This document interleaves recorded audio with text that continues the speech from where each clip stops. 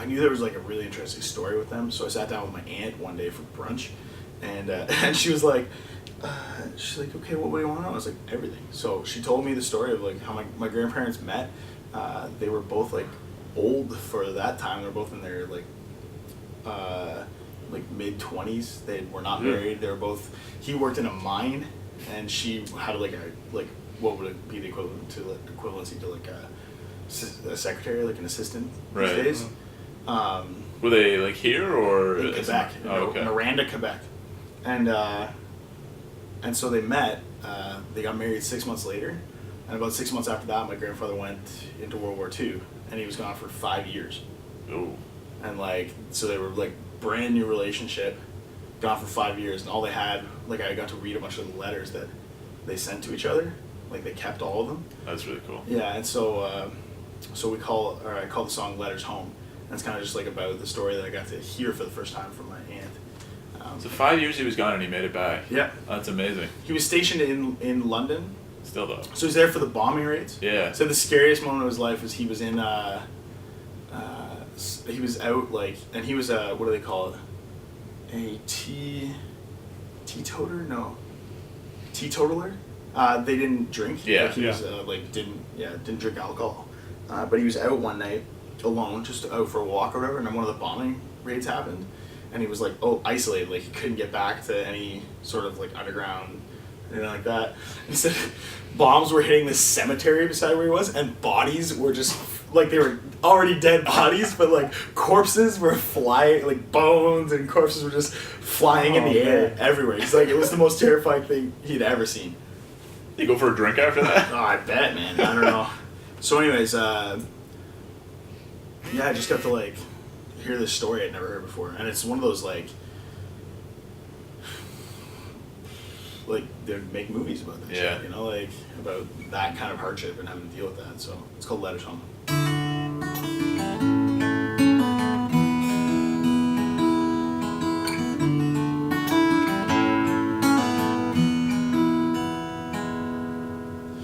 Was a city boy working the mine. She was 23 in 1939. Had a job and a place of her own. It was a long, long way from home. He waited 6 months to watch her take those steps. She looked so perfect in that wedding dress. It was all they ever dreamed. She was all he'd ever need.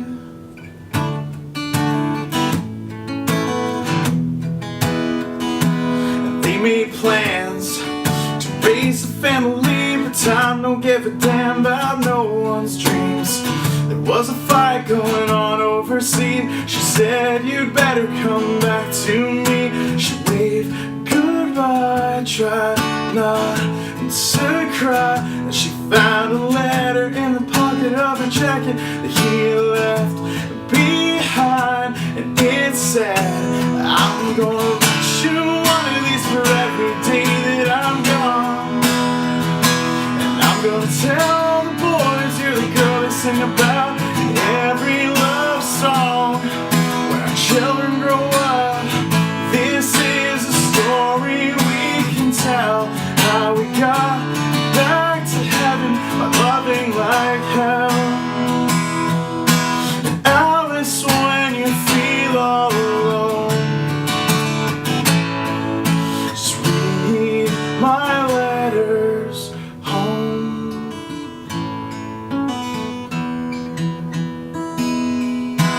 Winter weathered away. She thought that she'd be counting the days, but she grew older and seasons change. With each knock on the door she prayed. One day in the fall of 45, there was a knock on the door. She started to cry. 5 years after he boarded that plane, she found his arms again. He said, I wrote you one of these for every day I was gone, and I told all the boys you're the girl to sing about in every love song. When our children grow up, this is a story we can tell, how we got back to heaven by loving like hell. And Alice, you were never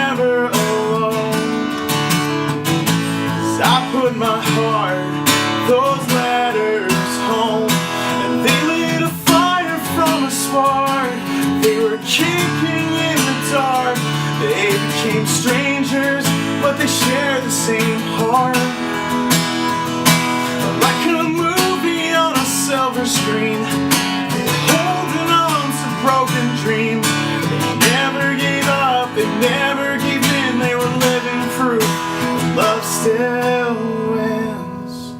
On May 18th, 1951, she gave birth to their only son. He would grow to have a son of his own. And I know I would never have been born if not for those letters